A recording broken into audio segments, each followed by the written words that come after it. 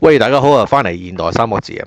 而家咧，因為免簽證咧，就好多外國人湧入去中國度旅行啦、玩啦。OK，咁YouTube 好多片嘅，亦都好多名人都去。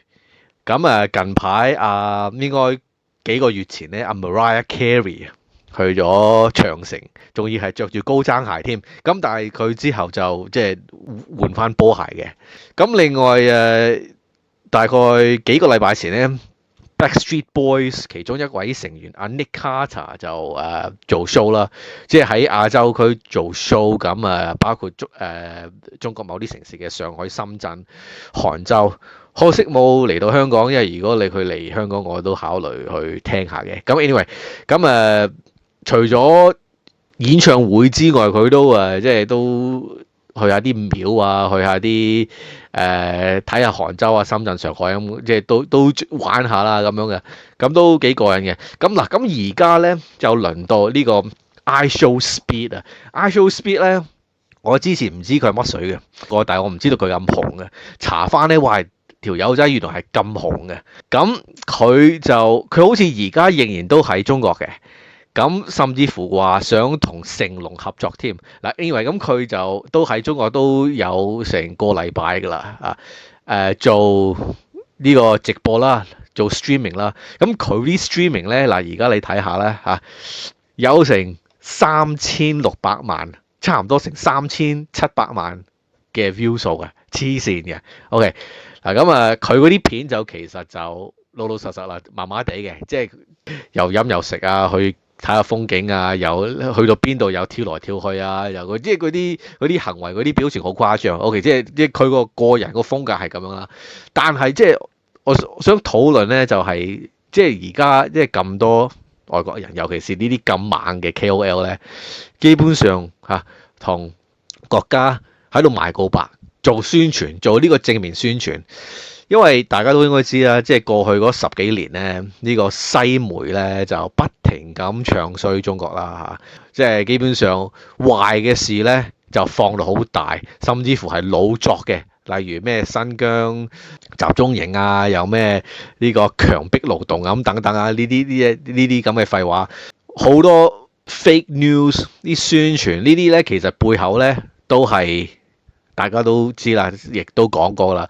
即係 USAID 啊，乜咩 Free Radio Asia 咁，即係類似呢啲咁嘅咩嗰個咩 NED 啊嗰個美國民主基金啊咁等等啊呢啲擺到明俾錢你去做一啲宣傳去唱衰中國同埋俄羅斯，基本上所有美國嘅對手佢都唱衰㗎啦。咁但係尤其是中國添。OK，你例如 BBC 嗰啲報告咧，嗰啲永遠咧。嗰啲相咧，如果影中國嗰啲風景咧，嗰啲相咧永遠都係黑黑暗暗嘅，即係整個 filter 喺度嘅。OK，大家都知㗎啦。咁而家咧，即係尤其是過去嗰年幾咧，因為呢個免簽證咧，咁多人湧入去中國咧，就哇大開眼界啦！個個都話都係嗰幾樣嘢。哇，原來咁乾淨、咁安全、咁平，啲嘢咁好食，啲人又咁友善。風景又好靚，科技就超級先進，同埋呢個用呢個電話裏邊嗰啲 app，即係微信同埋 Alipay 啦，去俾錢咧，基本上係唔使用 cash 嘅，即係呢啲嘢我哋即係不一早就知啦。咁但係對佢哋嚟講係好新鮮噶嘛，係咪先？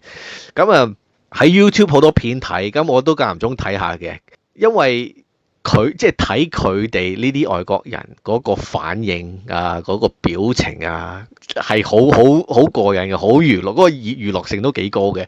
其實都係講正話我所提過嗰堆嘢啦即係覺得哇，即係基本上大開眼界，同西媒所講嘅所説嘅中國咧，完全係兩回事嚟嘅，基本上係 complete opposite。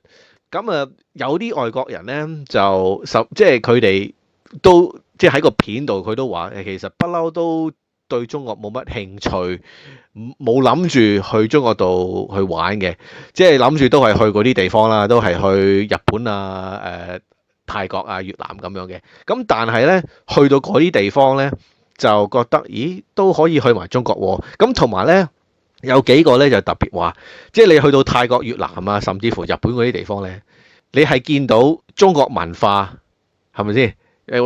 喂，你基本上日本基本上係全部抄中國噶嘛，嗰啲廟啊，嗰啲食物啊，見到咁多漢字，嗰啲建築啊，嗰啲 architecture 啊，咁啊喺度，咦？越南都係，咦？去到嗰啲地方，喂，不如去中國度睇下啦。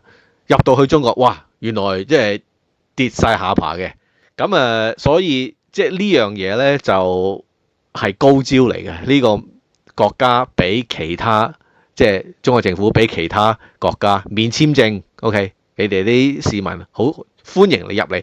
咁呢個免簽證咧就已經係加長咗幾次嘅，原本咧就係72小時嘅，咁之後咧就加到去144。咁而家咧就係240㗎，240即是10日㗎咯，10日就可以玩好多㗎咯。即係之前嗰72日咧就真係短咗啲嘅，咁去到144咁都 OK。咁而家就基本上係10日免簽證，咁嗰度可以玩幾個城市㗎啦。同埋啲外國人咧，尤其是北美同埋英國嗰啲咧，或甚至乎澳洲咧，即係慣咗高消費咧，即係慣咗 inflation 咧，去到中國咧，覺得所有嘢都平。既然咁平咧，就可以 stay 耐啲，咁10日咧就啱晒佢哋。所以呢方面咧，即係而家延遲到去，即係加到去10日咧嚇，240小時咧，非常之好。第一可以賺多啲錢，OK，咁賺錢就當然好啦。同埋咧，你係俾一個機會啲外國人嚟到，係真正體驗中國，係知道佢哋，即係佢哋係親身體驗完之後咧，就哇知道。過去嗰啲咁嘅西媒報道嗰啲嘢，全部都係 bullshit 嚟嘅，廢話嚟嘅。咁之後咧，佢哋就拍片、影相喺 social media 嗰度咧，就講好説話噶啦。你甚至乎咧，而家即係西媒咧，都喺度要講呢樣嘢。佢哋講咩啊？佢哋講而家中共啊請埋啲外國人啊喺度做宣傳啊咁樣嘅嚇，喺度暗示話呢啲外國人係收咗錢啦。OK。咁即係好酸啦。當然紙就唔可以包住火嘅。你而家咁多人湧入去中國咧，可以親眼見到嚇，可以親身體驗到嗰個喂，原來係同西媒嗰個講法係完全唔同。因為佢哋覺得咧，中國大陸係好似北韓咁樣嘅嚇，好封閉、好窮、好邋遢。其實北韓都唔邋遢啦，但係即係你明咧，即係嗰個 image 啊，就係啊。好邋遢、好污糟、好落後、好專制。中國人係唔中意你哋，我啲外國人㗎咁樣嘅。但係去到咧，基本上係 exact opposite 調轉嘅。所以而家咧有幾嘢係幾千人係打破西方嗰啲假新聞，嗰啲咁嘅 propaganda bullshit，亦都可以令到我哋國家賺好多錢。嗱，咁呢度咧再講多少少嘢啦。韓國人而家。韓國後生啲嗰啲咧，後生一派咧，好中意週末去上海。通常咧就星期五飛，咁到達上海咧就玩到星期日晚就返韓國。咁點解咧？多姿多彩，嗰啲 buffet 咧，嗰啲自助餐好正好平，同埋咧呢個士多啤梨啊，士多啤梨喺韓國同埋日本咧好貴嘅，我諗大家都知啦，去過。一去到中國咧。原來咁平喎！除咗士多啤梨之外咧，呢個西瓜都係。西瓜咧喺韓國咧好貴嘅。去到中國啲西瓜同埋士多啤梨平靚正，任食唔嬲。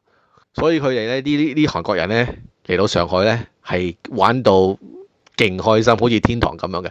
亦都好多片去證明嚇係咁多韓國人嚟上海嘅。咁我相信即係佢哋除咗上海之外咧，佢哋即係玩厭咗之外，又去其他地方。咁但係上海係啲佢哋嘅 number one destination 嚟㗎啦。暫時我諗到時咧可能會玩下北京啊、杭州啊咁嗰啲地方，甚至乎玩遠少少去福建啊，甚至乎香港啊咁樣啦。但係咧呢方面我覺得有啲搞笑，因為好多香港人咧買一啲貴價嘅韓國水果。我唔知大家有冇食過，我食過，覺得即係都一般啦，即係都唔係話難食啊，但係唔係話超級好食嗰隻咯嚇，但係都係貴，比普通廣東省啊或者呢個山東蘋果啲貴1倍嘅。但係咧啲韓國人咧為咗食又平又靚嘅水果咧，飛嚟中國度食，因為幾有趣啊！另外咧，張家界啊，張家界係跌晒下巴啦。咁喺 YouTube 極係好多片。咁因為佢哋咧啲外國人咧，其實即係知道嗰套咁嘅 Avatar 喺張家界嗰度拍噶嘛，某啲景，咁所以就要去親眼睇下。另外咧，有啲人啊要強，另外有啲人啊強調非常非常之安全。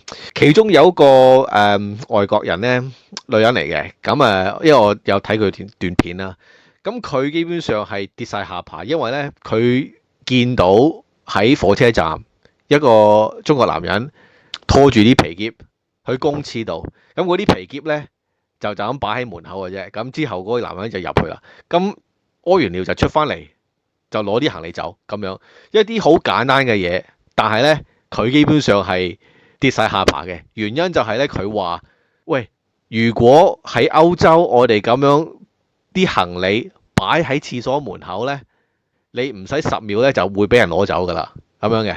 咁另外咧就有一個印度嘅女仔，好似喺昆明度住嘅嚇，佢就唔係嚟度假嘅，佢真係喺中國度住嘅。咁佢就拍好多片嘅，咁甚至乎而家咧就叫埋佢，好似唔知阿妹定家姐嚟探佢啦。咁佢強調咗幾樣嘢，就係即係如果你係女性咧，其實就唔單止佢嘅，其實好多外國 KOL 女性嘅 KOL 同埋遊客都有提到呢樣嘢，就係如果你係女性，你喺中國咧係非常之安全，有種好安全嘅感覺。你亦都可以喺夜晚，例如10點後、11點後咧，半夜咧可以自己一個人行街嘅，冇問題嘅。但係咧呢樣嘢咧喺外國係做唔到嘅，喺歐洲北美呢大城市咧，絕對做唔到，唔可以一個女仔單拖咁樣一個人行街嘅，一定會出事。咁所以話佢基本上真係太安全啦。另外咧有一個 KOL 又係喺中國度住過，唔記得咗邊個城市啊，叫做 Lizzy， 又係好似昆明啊嗰啲成都嗰啲地方嘅。叫做 Lizzy， 南非白人女仔嚟嘅，咁佢都拍好多片嘅。咁佢係因為太中意中國啊，佢基本上係好撐中國嘅。佢基本上咧，即係會鬧翻一啲批評中國嘅人。OK，anyway，咁佢就邀請咗佢媽咪同埋佢個細佬嚟中國度玩啊。咁佢就同個細佬就喺度話。因為佢細佬就仍然喺南非嘅，佢同佢細佬傾偈啦。咁佢細佬就話：喺中國真係好似好安全。你甚至乎咧，我翻到去南非咧，我可能有啲唔慣，因為已經安全咗咁多個禮拜啦。我翻到去南非咧，因為大家都應該知南非嗰個罪惡率好高噶嘛，我可能會鬆懈就會出事啊。因為中國咧，你真係可以好 relax、好鬆懈咁樣咧，咩事都冇啊。佢亦都阿 Lizzy 咧，亦都講咗幾次㗎啦，就係你睇下啲人咧喺啲例如飲咖啡啊，或者飲緊珍珠奶茶，可以放部 laptop 啊、電話啊，甚至乎佢哋啲袋啊喺台度，然之後去屙尿、去廁所，你嗰啲財物冇人理㗎。你翻到嚟咧，你半個鐘頭翻嚟咧，你嗰啲財物仍然喺度㗎，冇人攞你啲嘢㗎。OK，如果你喺南非咁樣做咧，你基本上唔使5秒鐘咧，就已經冇晒㗎啦。你擰轉頭咧，你已經係有1-2樣嘢冇咗㗎啦。咁樣講，咁所以話中國太安全，中國即係咁安全，就令到好多外國人大開眼界咯，甚至乎係唔信㗎咯。另外有其他嘢就都係令到佢哋 Oh my God 啦，就係好乾淨啦嚇，好乾淨同埋係冇露宿者啦。你其他亞洲城市咧，例如南韓咧，尤其是日本啊、台北嗰啲咧，而家係好多露宿者嘅。呢個東京啊、新宿啊嗰啲咧，嗰啲勁多露宿者。但係咧，中國冇喎。咁佢哋咧一嚟到，咦，真係冇露宿者喎，同埋好乾淨喎。即係你去到啲例如大城市嗰啲食街咧，都可能會有一啲垃圾嘅，因為始終你可能抌垃圾，你抌歪咗，咁啊唔中個垃圾桶就喺個垃圾桶隔離咁樣，即係嗰隻啦。咁但係一般嚟講咧，喺啲大街咧真係好乾淨嘅喎，一件垃圾咧都好少有喎。咁咧對佢哋嚟講，哇真係好難信啊！一個咁大嘅城市咁多人，但係咧又咁乾淨喎。咁全部外國人咧，即係拍片嗰啲咧，10個都有十個話我嗰個 image 啊，我對中國嗰個 image 嗰個 perception 咧，嗰個睇法咧，完全改變咗。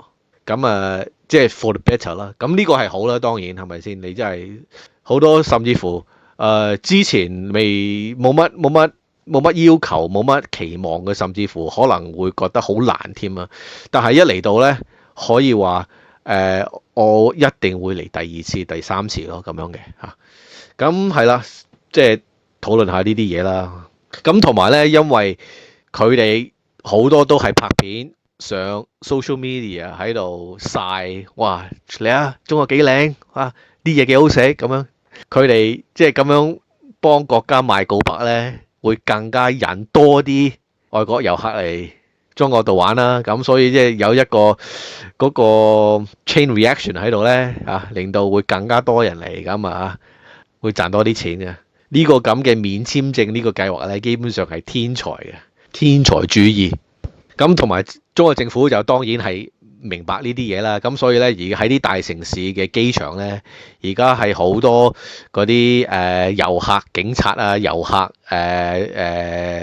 使命啊、嗰啲遊客嘅 officer 啊，就喺度幫啲外國人喺度 set up 啲 WeChat 啊、Alipay 啊咁樣，俾地圖佢哋啊咁等等。令到佢哋即係更加容易、更加方便搭車啊、搶錢啊，或者呢個教佢哋點樣去支付啊咁等等啊。因為始終咧，即係我哋啲香港人去到大陸咧，即係尤其是早10幾年之前咧，去到都係半個外國人身份去㗎嘛，啱唔啱啊？咁好多嘢我哋都覺得唔係話太方便嘅。